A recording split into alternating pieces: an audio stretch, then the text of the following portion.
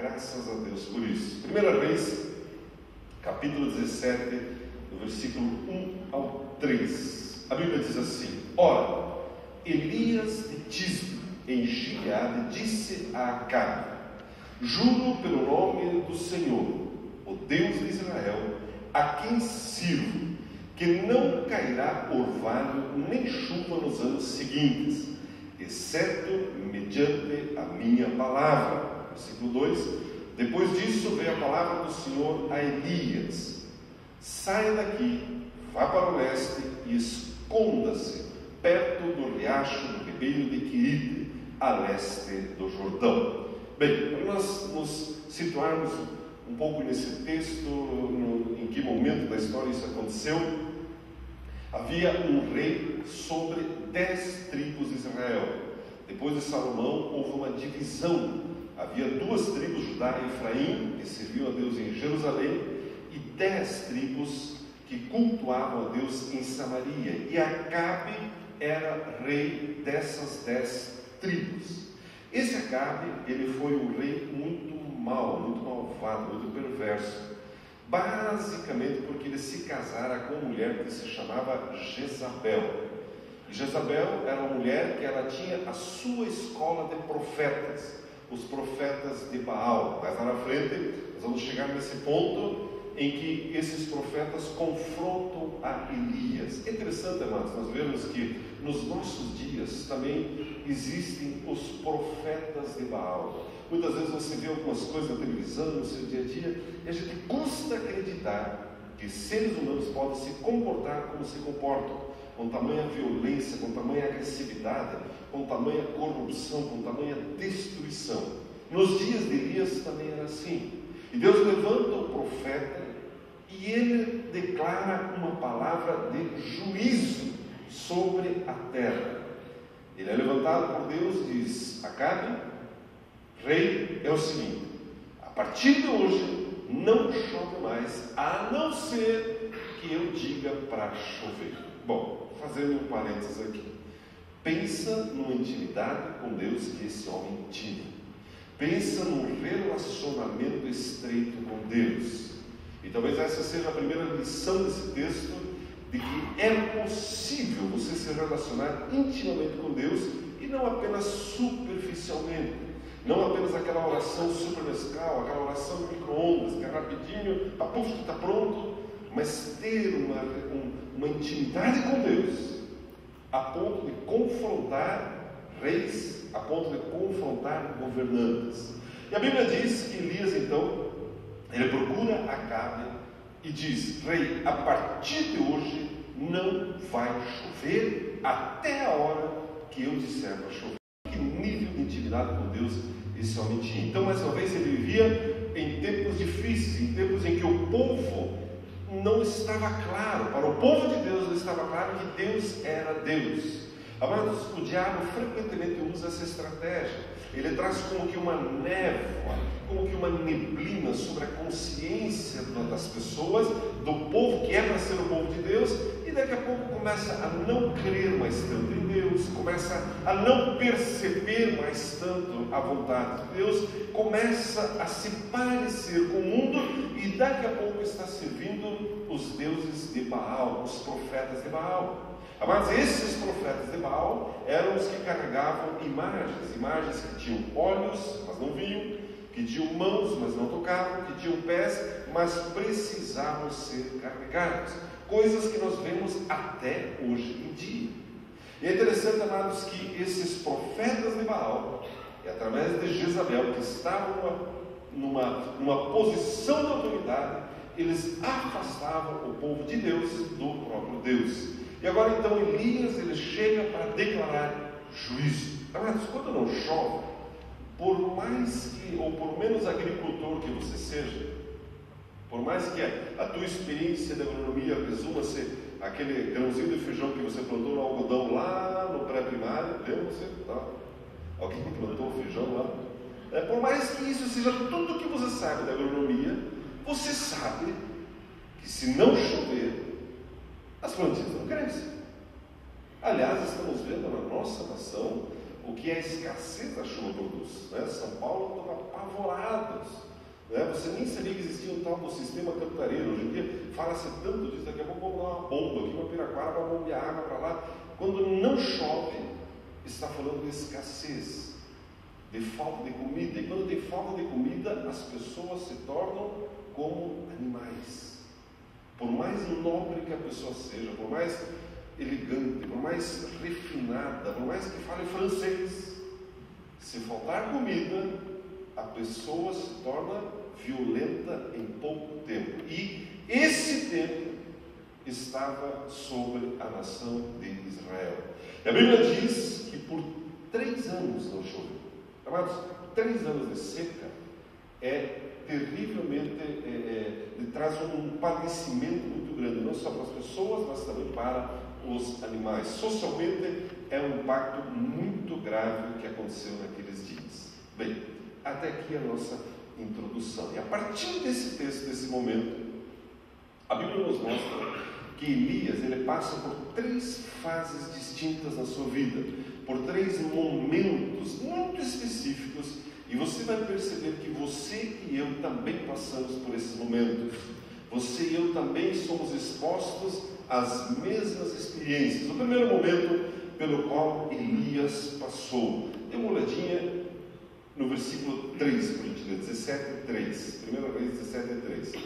Deus diz para Elias: saia daqui, vá para o leste e esconda-se perto do riacho de Querite, a leste de Jordão.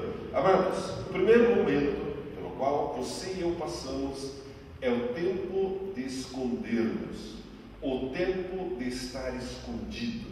A Bíblia não diz aquele que habita no esconderijo do Altíssimo. Não há uma promessa para você lá no Salmo 91 de você e eu estarmos escondidos em Deus. Você já não ficou curioso pensando como é possível? Eu vejo todo dia tanta notícia de morte, de violência, disso, daquilo, e você vive aqui na terra, vai lá, vai cá, e come feijoada, e come sanduíche, pizza, e não te acontece nada. Você já não parou para pensar nisso?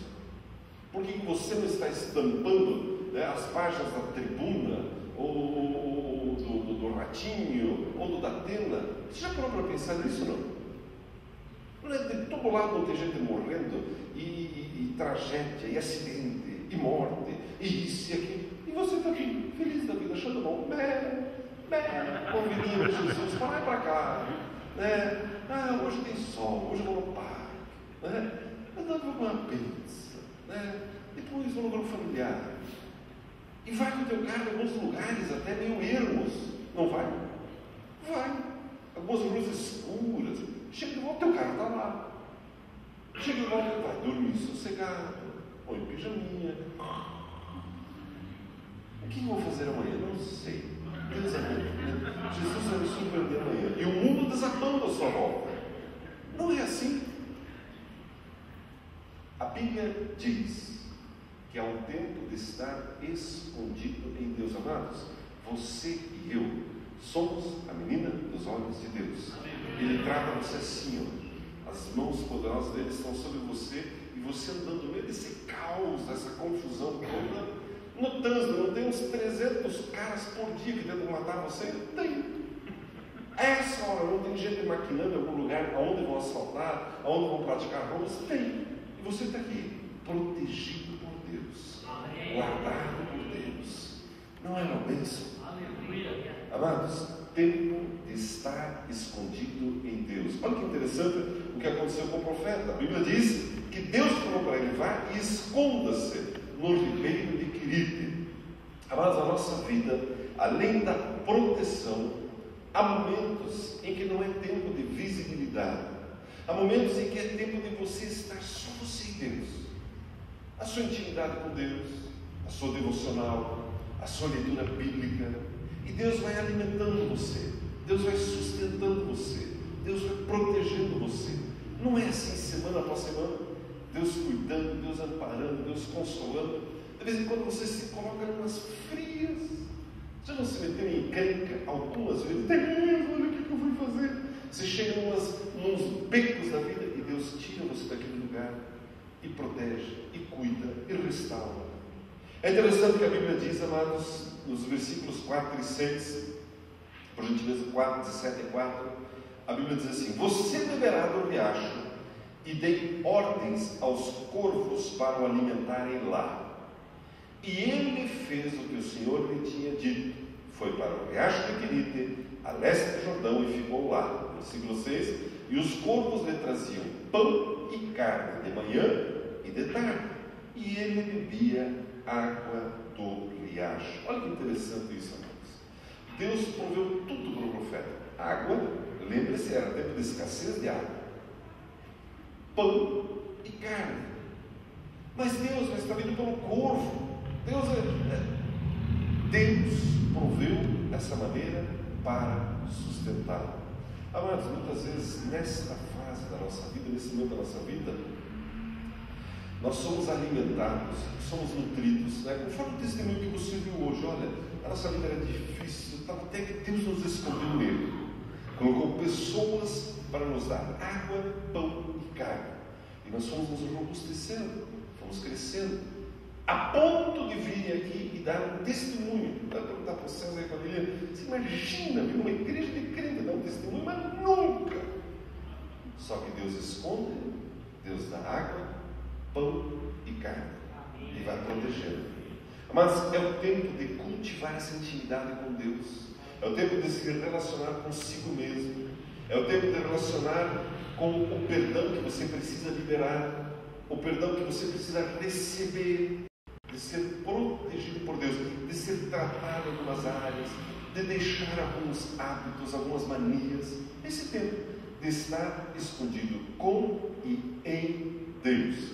E você achei interessante que o que comentou. Eu não sei se você já parou para pensar, os mais estudiosos da Bíblia, da onde que esses corvos ou corvos, é corvos ou corvos?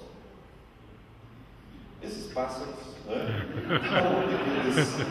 Da onde que eles traziam pão e carne?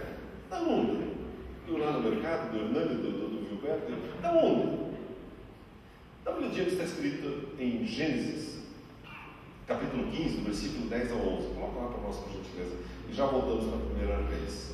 Gênesis, capítulo 15, versículo 10 a 11. Abraão trouxe todos esses animais, cortou-os ao meio e colocou cada metade em frente à outra.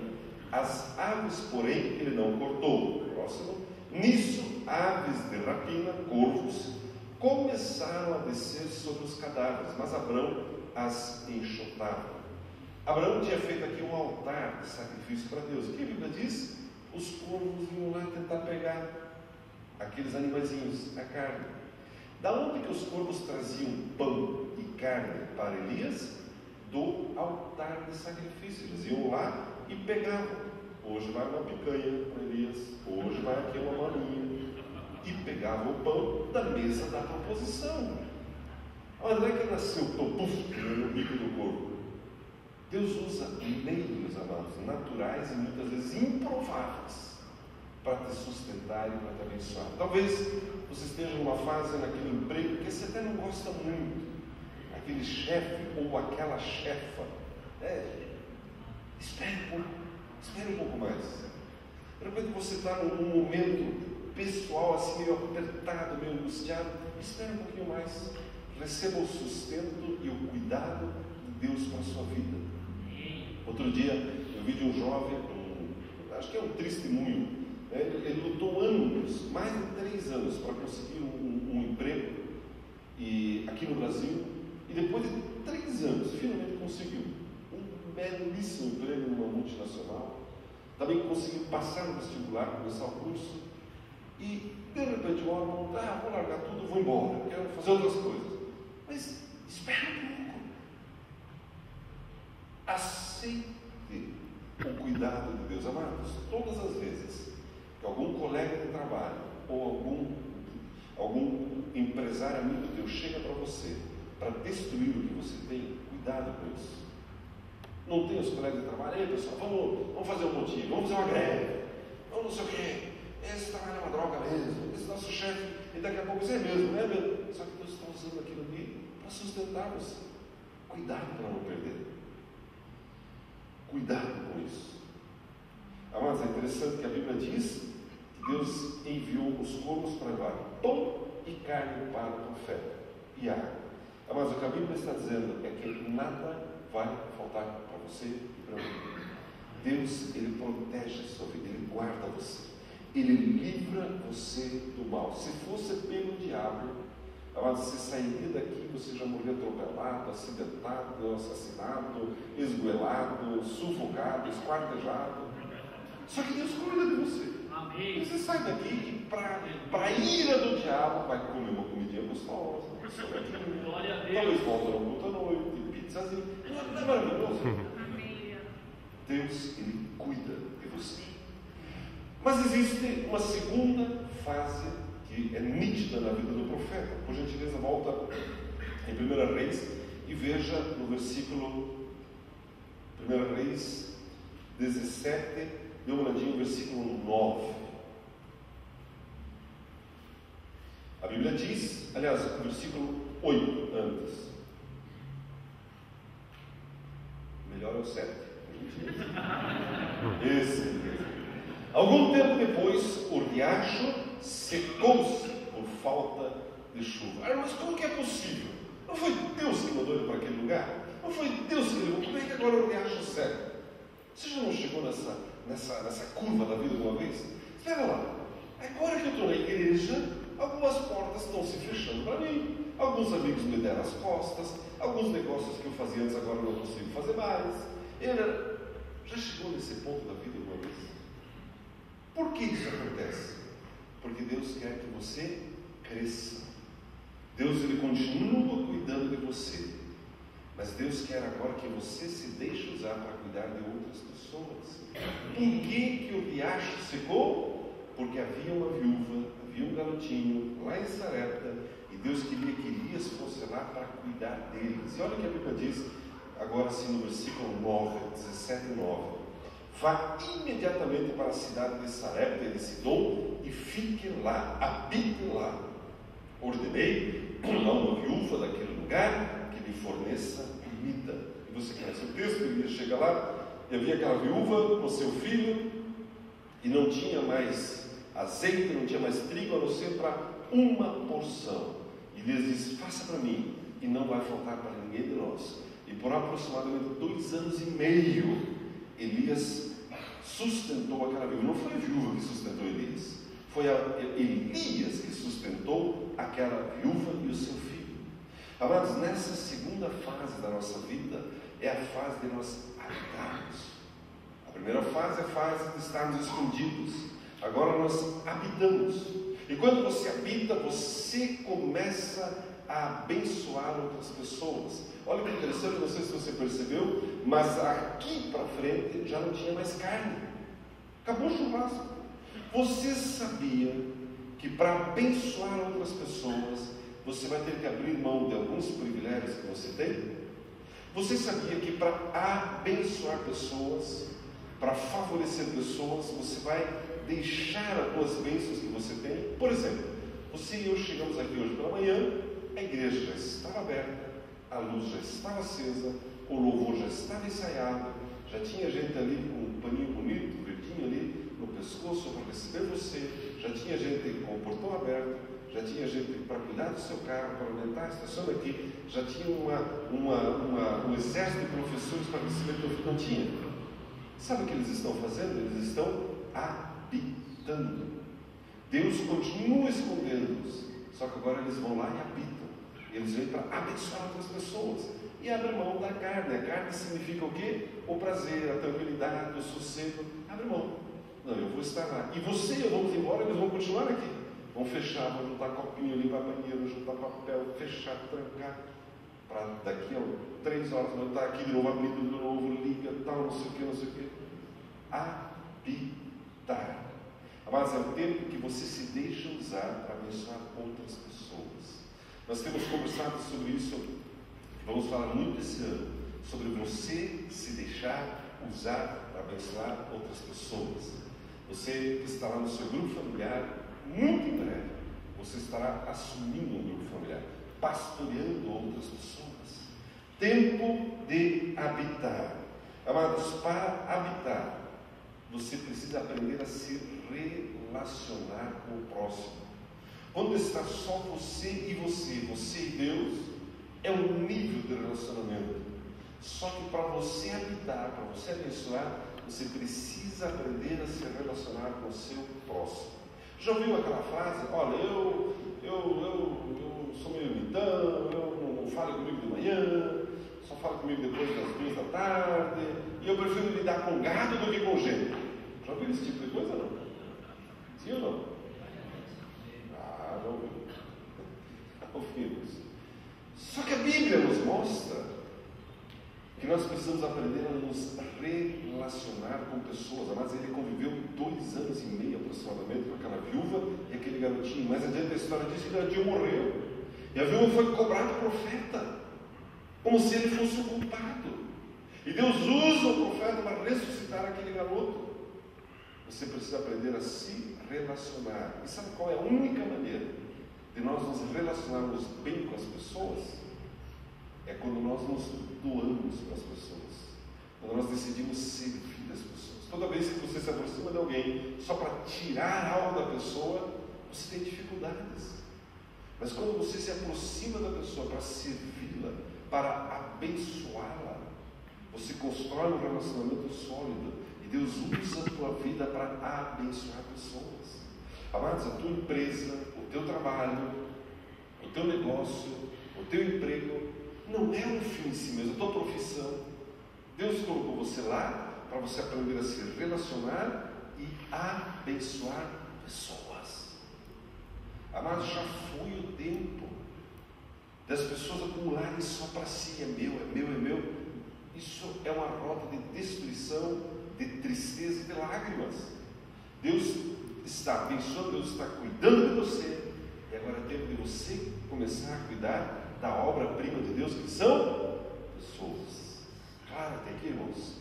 Terceira fase na vida do profeta. A primeira, esconder. A segunda, habitar. E a terceira fase está em 1 Reis 18:1, por gentileza.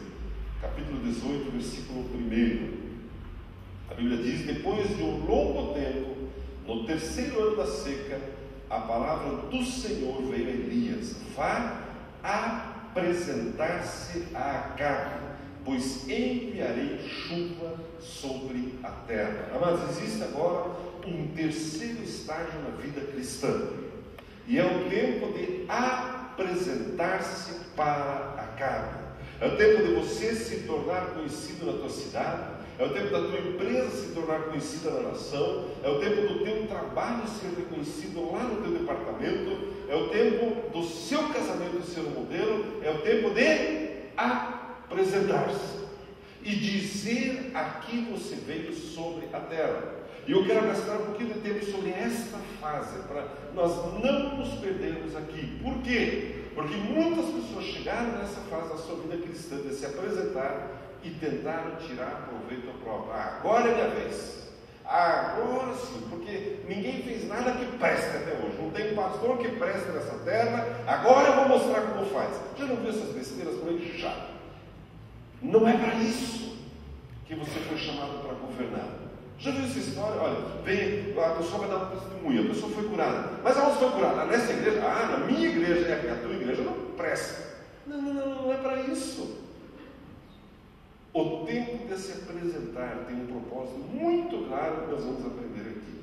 A Bíblia diz que Deus falou para Elias: vá, apresente-se a Acabe. Amados, primeiro você aprendeu a se relacionar com você mesmo e com Deus, escondido em Deus.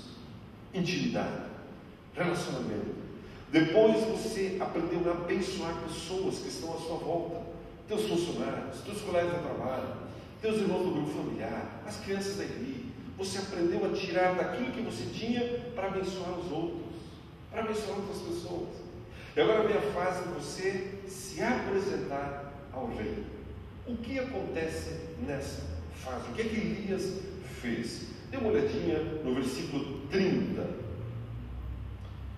1 Reis 18:30. Então Elias disse a todo o povo: aproxime-se de mim. E o povo aproximou-se, e Elias reparou o altar do Senhor que estava em ruínas. Você sabe por que nós entramos na fase de nos apresentarmos? Para reparar o altar do Senhor que estava em ruínas. Amados, Deus não vai prosperar, Deus não vai abençoar você para você ficar gravitacionando em torno do seu umbigo. Deus, Ele protege, Deus prospera, Deus favorece para nós restaurarmos o altar do Senhor que está em ruínas. E se você olhar à sua volta, você vê muitas pessoas cujo altar está em ruínas. Altar significa tempo de adoração, tempo de servir a Deus. E quantas pessoas seu altar está em ruínas? E Deus levanta vocês para você se apresentar, para agora você ser um restaurador de altares para Deus. Como assim, amados? Nós precisamos entender que nesse momento Elias já tinha convocado os profetas de Baal e feito um desafio para que aquele cujas orações transformassem ou trouxessem como resultado fogo sobre o altar, esse seria o Deus verdadeiro. E os profetas de Baal tinham clamado a manhã inteira e se cortado com lancetas, derramado sangue, e Baal não dá um pio sequer. Aliás, pio é de Deus, não é nem de profeta de Baal. Não dá nada. E agora, nós dois gostamos, mas aí, agora, Elias, ele chega, e a primeira coisa, ele chama o povo e diz aí, vamos restaurar o altar. Amados, Elias estava na evidência máxima nesse momento. Ele já não estava mais lá escondido, ele já não estava mais na casa da viúva, mas agora toda a nação estava olhando para ele. Você sabia que Deus quer usar você dessa maneira? Por exemplo, o testemunho do César e da Daniel que ouvimos aqui. Você sabia que Deus quer usar esse testemunho para a nação? E o que acontece nessa hora? Há um perigo enorme. Elias, ele estava sob uma ameaça do diabo. Diz, bom, agora é o seguinte, agora eu vou mostrar para quem. Não é para se exibir, não é para se achar, é para restaurar o altar do Senhor. Amados, é para glorificar a Deus. Deus vai prosperar, Deus coloca você em posição de honra, de destaque. Não é para você e eu nos acharmos por aí, é para dar a glória para Deus. É para isso, irmãos.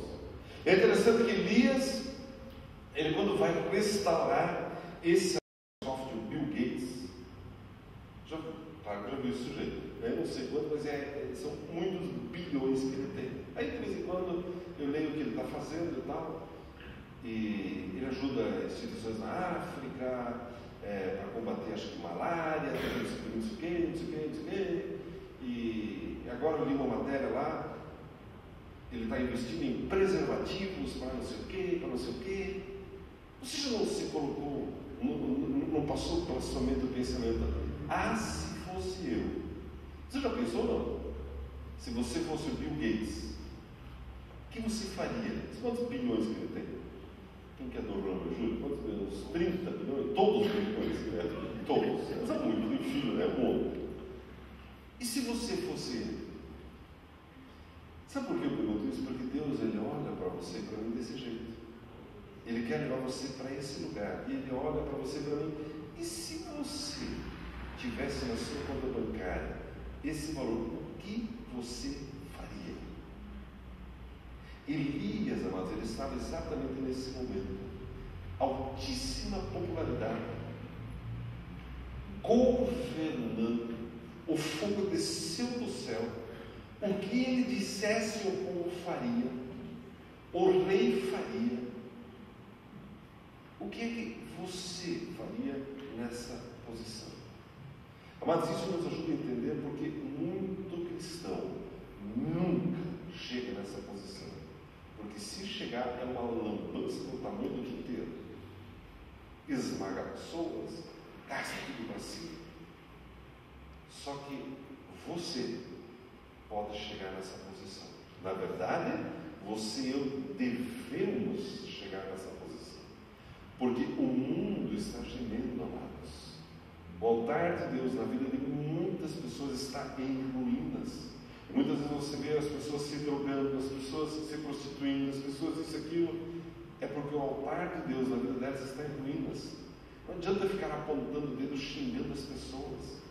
É tempo de valorizar o tempo de estar escondido em Deus, tempo de habitar, de abençoar pessoas e se deixar colocar na posição para governar. E amados, nós estamos caminhando para o fim, mas nesse tempo de governar, a oração de Elias, basicamente eram duas orações que ele fez.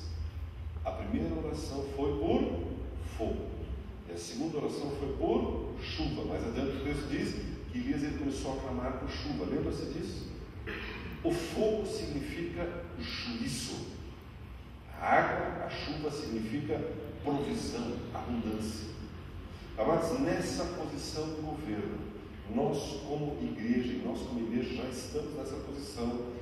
Nós podemos e devemos declarar o juízo de Deus na nossa geração, à nossa volta. Você não está assim com dor de barriga de ver o que os políticos estão fazendo nessa nação? Você não fica irado de ver tanto escândalo de corrupção, tanta coisa absurda? Está na hora de declarar juízo. Chega desse tipo de manipulação, dessa roubadeira, dessa mentirada, e o povo sofrendo e padecendo. É tempo de declarar juízo. Mas eu, ovelha de Jesus, você, ovelha de Jesus, e soldado de Jesus, e rei de Jesus. Amém. Mas declarar juízo chega. Amados, olha o que está acontecendo na nossa nação, na saúde dessa nação. Deus tem cuidado de você, protegido você, mas olha a sua volta. O pavor e a angústia das pessoas. E porque tem meia dúzia roubando, mas roubando de bilhão nessa nação. Está na hora de declarar juízo nas tuas orações, nas nossas orações como igreja. Essa semana tivemos reunião da diretoria do Conselho de Pastores aqui da cidade, e nós estamos planejando, estamos conversando. Existem em São José 12 entradas, 12 acessos para a cidade de São José. Cada entrada é uma porta da cidade. Aliás, com o aeroporto, que com certeza é a maior porta de entrada, não só para São José dos Pinhais, mas para o estado do Paraná. E nós, como pastor, nós vamos em cada uma dessas portas, vamos ungir e declarar que aqui quem governa é Jesus. Amém. Todo safado, todo bandido, todo manipulador que vem aqui para querer extorquir, para tirar, mas não vai nem descer no aeroporto, já vai passar mal, já entra na ambulância e já largamos em outro lugar. Aqui não. É assim, mano. Você tem prioridade para isso. Porque veio roubar, tem que manipular, é dor de barriga no avião, já desce de ambulância, já leva para longe daqui. Não queremos. Mas é assim, irmãos.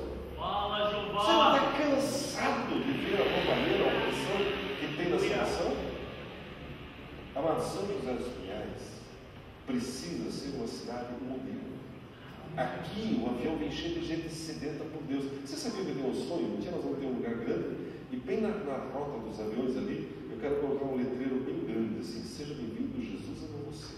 Você vai sair daqui salvo. É o único jeito de ir embora dessa cidade, é salvo. Em várias línguas, assim, e assim, o cara já desce no avião assim, descendo, assim. Eu sei que a comunidade de Vida Plena é do lado do aeroporto, então eles também fazem a outorga lá, o cara já chega, onde é que eu fui parar? Só sai daqui salvo. Mas tempo de declarar juízo e tempo de declarar chuva. Chuva está falando de restauração da ordem, restauração da paz, tranquilidade. Essa semana teve greve.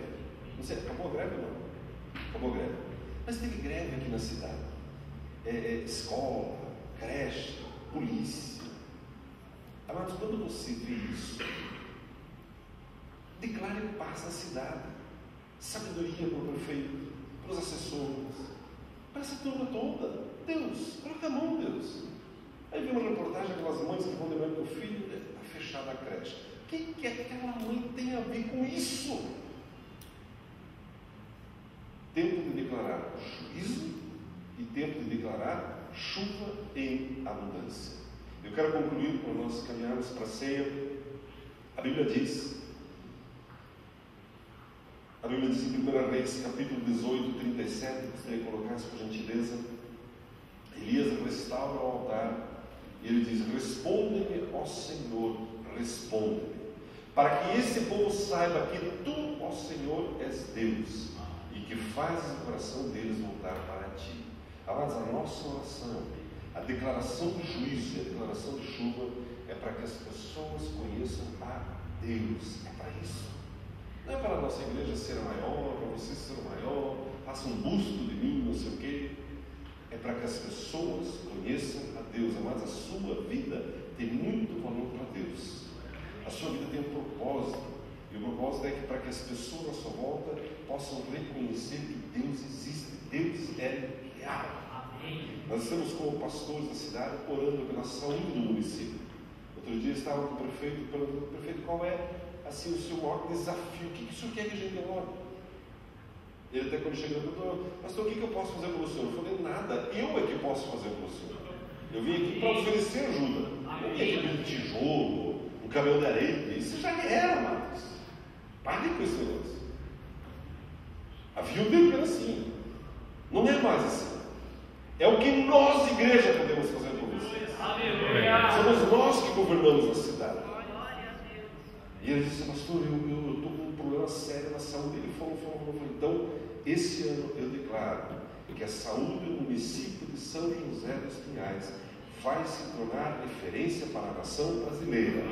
Deus vai dar sabedoria, Deus vai colocar as pessoas. Nós declaramos que toda essa bandidagem que existe na saúde do município, ela vai acabar. Eu não sei em que esfera, se é lá o pessoal da limpeza que talvez desvia alguma coisa, ou se é o pessoal que opera está desviando daquilo, não interessa, vai acabar. E Deus vai me dar sabedoria, Deus vai me colocar pessoas sérias, justas e tementes a Deus. E a saúde nesse município será referência em nome do Senhor Jesus. Você crê nisso? Estamos comigo. Amém. Nós estamos aqui para governar. E declaramos juízo sobre todo aquele que está destruindo a saúde desse município. E declaramos bênção sobre aquele que está colaborando com a saúde do município. Em nome do Senhor Jesus. Aleluia. Mas esteja atento às notícias. A gente não vê tanta notícia que é terrível a saúde no Brasil. Por que aqui não pode ser a melhor saúde do Brasil? Os governadores vindo de outros estados, eu quero me tratar ali. Mas olha, aquele hospital municipal, é lá que eu quero ir. Pessoas vindo de outros países, olha, eu quero fazer cirurgia do coração lá naquela cidade. Não sei nem como se chama, São José dos Pinhais, eu não sei, o pessoal me tem longe. É lá que eu quero ser operado, é lá que eu quero ser tratado, é lá que eu quero ser cuidado. Mas creia, diga bem comigo. Amém, glória a Deus.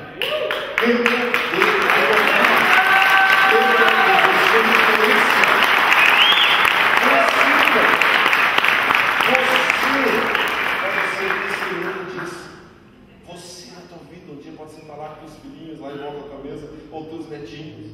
E olha, lá naquele ano, nós como igreja, pastores, declaramos que aconteceu uma revolução na cidade. Papai, mamãe, por que é tão gostoso morar aqui em São José dos Pinhais? Porque lá atrás tinha gente orando e profetizando. Apesar do caos, havia crentes naquela cidade restaurando o altar a Deus.